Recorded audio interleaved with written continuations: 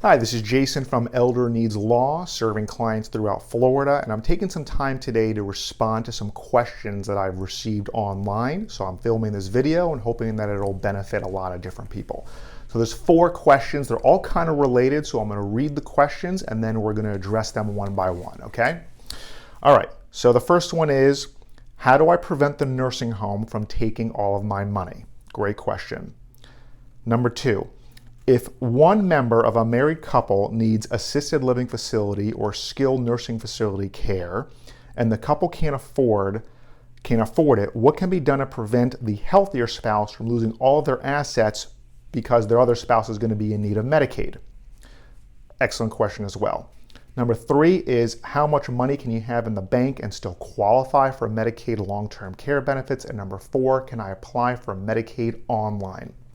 All right, so let's address these questions. How do I prevent the nursing home from taking all of my money? And the very simple answer is, it's very important that you speak with a local elder law attorney. If you're in Florida, you can call me or anybody else. It's fine. I want you to just get to an elder law attorney who is going to be able to give you legal and ethical strategies to protect your income and your assets to help pay for these long-term care needs, whether it's paying for some home health care, assisted living facility care, or of course, skilled nursing care. That's what we do. People come to me, an elder law attorney who focuses on Medicaid planning and estate planning, because we have access to legal and ethical strategies to protect the money. We're not hiding anything. In fact, I tell, in Florida, it's the Department of Children and Families that manages our state's Medicaid program. We don't hide anything. I tell DCF exactly what it is that we've done with my client's money and why A, should not be deemed a gift, and B, why under the federal and state law they still have to give my client these Medicaid benefits. So okay, that's how you prevent the nursing home from taking all of your money. Number 2, this is regarding if you have a married couple, and this happens very frequently. You have one spouse who needs long-term care and the other spouse is a bit healthier and just doesn't need assistance with their activities of daily living. So in this situation, there are some built-in protections. One of them is referred to as the Community Spousal Resource Allowance. So it's also referred to as the CSRA. And so what happens is you have the spouse who needs Medicaid that can have no more than $2,000 in their bank account, and the well spouse, as long as they are not themselves in need of Medicaid long-term care services, they can have, in Florida, up to about a little more than $128,000 to their name. So if a couple comes to me and they say, well, the husband needs long-term care, the wife does not, or the spouse does not, and we only have $130,000 between the two of us, I'm going to say, great, we're going to have one account that's just going to have $2,000 in it, and we're going to take the rest of the money and set it aside. That's only going to be in the healthier spouse's name, and then you will be qualified if assets are your only concern. There's still an income threshold, but we're just talking about assets for the time being. Now, if they have significantly more than $130,000 between the two of them, then the answer is the same as the first question, which is you're going to go to an elder law attorney such as myself, and we're going to talk about all the ways that we can protect the excess funds that are out there to make sure that it doesn't count against the sick spouse when determining Medicaid eligibility, and that we can protect as much as possible for the benefit and use of the well spouse, so that they don't have to drain everything that they have. They don't have to become impoverished in order to get long-term care services for the spouse that needs Medicaid. So there's another concept that is referred to as the minimum monthly maintenance needs allowance. I know it's a mouthful. It's the MMMMNA. There might be one too many M's in there, but the minimum monthly maintenance needs allowance. And the idea is that if one spouse is in a nursing home, essentially when you're in a nursing home, all of your income goes to the facility, less a personal needs allowance, and there's a few other exclusions.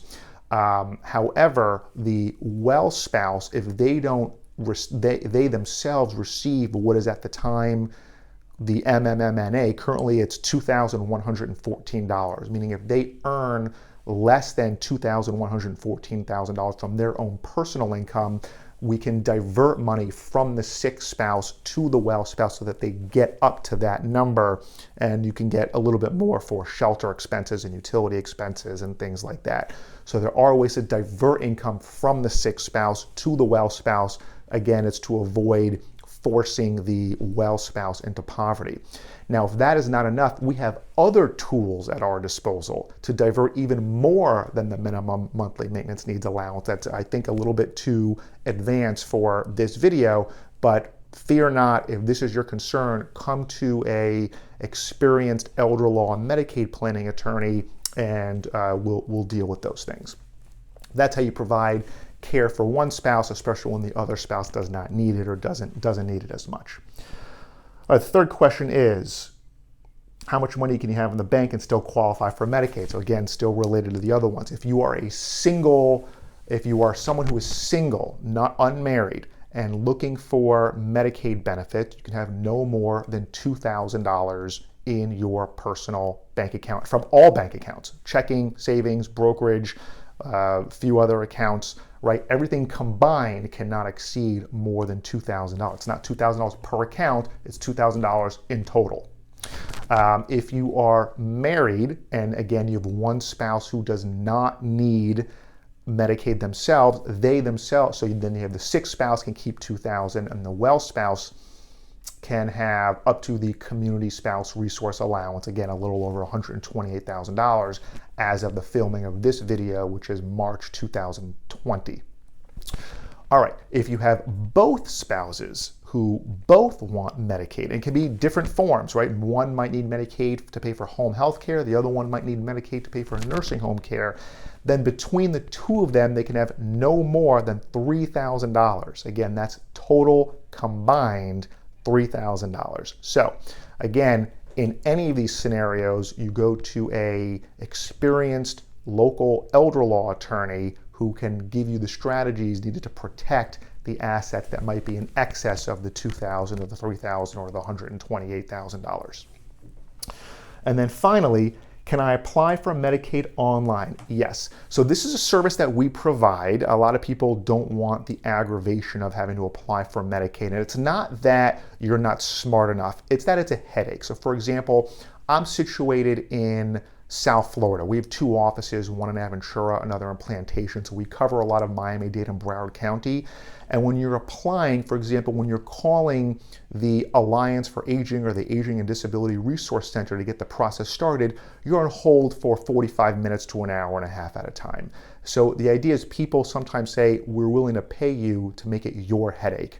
And then filing the application, I forgot what it is, a 16, 17, or 18-page application. Again, this is daunting for a lot of people. So the idea is that if you don't want that aggravation, you can make it my aggravation. And we would like to think that we get things done pretty expeditiously. Also, when you're applying for Medicaid, you have to be aware that sometimes the other side, DCF, when they're processing the application, sometimes they make mistakes and they erroneously deny applications. And it's nice to have an attorney involved who can address that. I mean, even my applications, we get probably 10, 20, 30% of them are denied. I have to appeal, and then ultimately the situation is resolved because I know when I file the application that I'm doing things the right way, and I just have to escalate things to, get it to a supervisor or a DCF attorney's attention. But that being said, there's no law that says you have to hire an attorney to file a Medicaid application. I get it that these things it can be expensive to hire someone else to do it. So if you want to try it for free, you can absolutely go to, in Florida, you can Google My Access. Google Medicaid Access Portal, and you can apply online that way. And what I'll do is in the notes of this video, I will put a link to the Access Portal that allows you to start the application process yourself online if you don't want to hire someone else to do it. And I totally understand and respect that. So I hope this answers a lot of your questions on the internet. And if you have any more, please keep sending them my way, because if you have the question, lots of other people have these questions, and I'm happy to educate you all especially, again, everything I say pertains to Florida. If you do not live in Florida, you need to be seeking the advice of an elder law attorney in your state. I wish you all the best. Thank you for watching.